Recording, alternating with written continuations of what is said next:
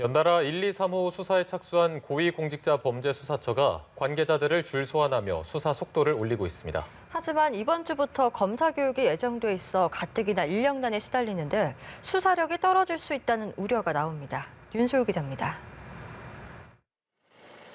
조희연 서울시 교육감의 해직교사 특혜 채용 의혹을 1호 사건으로 수사하는 공수처가 수사에 속도를 내고 있습니다. 지난주 조 교육감의 전 비서실장을 불러 수일간 휴대전화 포렌식을 진행했고 당시 중등 인사팀장도 참고인 신분으로 소환 조사했습니다. 당시 교육정책국장 등 주요 참고인을 추가 조사한 후에 피의자인 조 교육감을 소환할 걸로 보입니다. 2호, 3호 사건인 이규원 검사가 연루된 윤중천 면담보고서 왜곡 유출 의혹 사건과 이성윤 서울중앙지검장 공소장 유출 사건 수사도 궤도에 올랐습니다. 이 검사를 두 차례 불러 피의자 조사를 벌였고 이지검장 공소장 유출 사건의 고발인 조사도 마쳤습니다.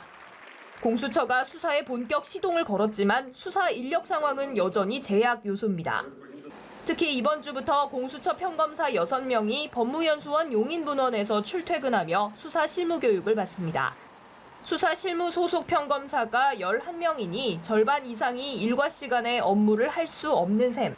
교육기간 수사력이 약화할 수 있다는 우려도 나옵니다. 이에 공수처는 수사에 차질이 없도록 대상자를 선정하고 교육 일정을 조율했다고 밝혔습니다.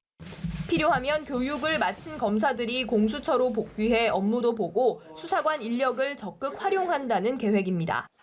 하지만 공수처 검사들은 교육 기간 수사 외에도 각종 고소고발 사건과 타기관 이첩 통보 사건 검토도 해야 해 업무 부담이 불가피할 걸로 보입니다. 연합뉴스TV 윤솔입니다.